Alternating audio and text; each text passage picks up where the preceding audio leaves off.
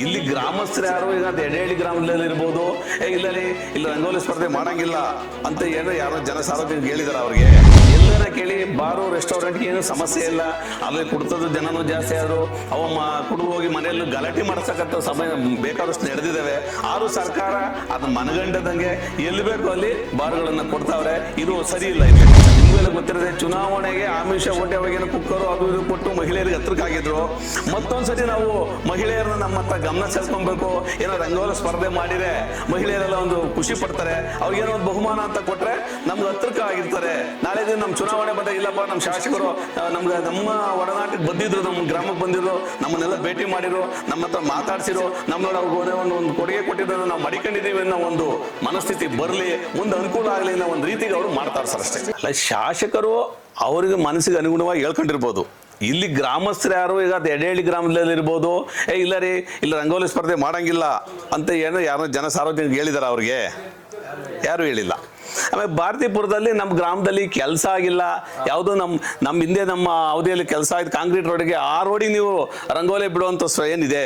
ನಮ್ಮ ಗ್ರಾಮದಲ್ಲಿ 3 ವರ್ಷ ನೀವು ಕೆಲಸ ಮಾಡಲಿ, ನೀವು ಹೊಸ ಕಾಂಕ್ರೀಟ್ ರಸ್ತೆ ಮಾಡಿ ನೀವು ರಂಗೋಲಿ ಸ್ಪರ್ಧೆ ಮಾಡಿಸಿ ನಾವು ನಿಮ್ಮ ಜೊತೆಗಿರ್ತೀವಿ ಅಂತ ಹೇಳಿದ್ದಾರೆ. ಅಷ್ಟು ಬಿಟ್ಟರೆ ಯಾರಿಗೂ ಬೆದರಿಕೆ ಯಾರು ಕೇಳ್ತಾರಣ್ಣ ಈ ಕಾಲದಲ್ಲಿ? ಎಲ್ರಿಗೂ ಸಹ ಅವ್ರವ್ರದ್ದೇ ಆದಂಥ ಶಕ್ತಿ ಇದೆ, ಯುಕ್ತಿ ಇದೆ. ಯಾರು ಎದುರ್ಕೊಳ್ಳುವಂಥ ಪ್ರಮೇಯ ಯಾರಿಗೂ ಇಲ್ಲ.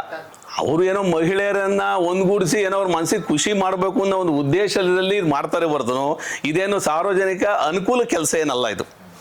ಅದು ಶಾಸಕರು ಅವರು ಏನಪ್ಪ ಜನ ಮನವೊಲಿಸ್ಕೊಬೇಕು, ಏನೋ ಮಹಿಳೆಯರ ಸ್ವಲ್ಪ ಹತ್ರಕ್ಕೆ ಹೋದಾಗ ಮಹಿಳೆಯರಿಗೆ ನಾವು ಮಾತಾಡ್ಸಂಗೆ ಆಗುತ್ತೆ, ಮಹಿಳೆಯರಿಗೆ ಏನೋ ಒಂದು ಎಂಟರ್ಟೈನ್ ಮಾಡೋಂಗೆ ಆಗ್ತದೆ, ಏನೋ ಸಣ್ಣದೊಂದು ಬಹುಮಾನ ಕೊಟ್ಟರೆ ಖುಷಿ ಪಡ್ತಾರೆ ಅನ್ನೋದು ಅವ್ರ ಮನಸ್ಥಿತಿ ಮಾಡ್ಕೊಂಡವ್ರೆ ಹೊರತು ಇದು ಕ್ಷೇತ್ರದ ಒಂದು ಅಭಿವೃದ್ಧಿ ಕೆಲಸ ಅಲ್ಲ. ಅದು ನೀವು ಹೇಳ್ತಾರದ ಅಕ್ಷರಶಃ ನಿಜ. ಅದು ಯಾಕೆ ಹಿಂದೆ ಒಂದು ಬಾರು ಅಂದರೆ ತುಂಬ ಮರೀಚಿಕೆ ಆಗಿತ್ತು ತಡಕ್ಕೆ. ಈಗೇನಿಲ್ಲ, ಎಲ್ಲನ ಕೇಳಿ ಬಾರು ರೆಸ್ಟೋರೆಂಟ್ಗೆ ಏನು ಸಮಸ್ಯೆ ಇಲ್ಲ, ಅಲ್ಲಿ ಕುಡ್ತದ ಜನನೂ ಜಾಸ್ತಿ ಆದರು ಅವ ಕುಡಿದು ಹೋಗಿ ಮನೆಯಲ್ಲೂ ಗಲಾಟೆ ಮಾಡಿಸಕಂತ ಸಮಯ ಬೇಕಾದಷ್ಟು ನಡೆದಿದ್ದಾವೆ.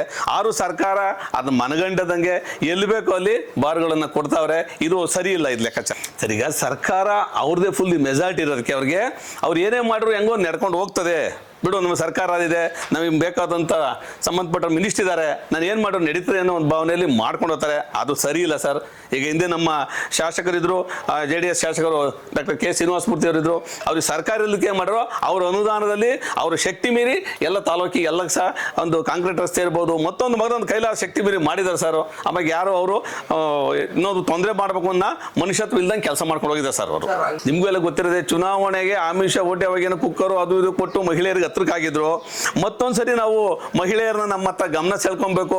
ಏನೋ ರಂಗೋಲಿ ಸ್ಪರ್ಧೆ ಮಾಡಿದ್ರೆ ಮಹಿಳೆಯರೆಲ್ಲ ಒಂದು ಖುಷಿ ಪಡ್ತಾರೆ, ಅವ್ರಿಗೇನೋ ಒಂದು ಬಹುಮಾನ ಅಂತ ಕೊಟ್ರೆ ನಮ್ಗೆ ಹತ್ರಕ್ಕೆ ಆಗಿರ್ತಾರೆ.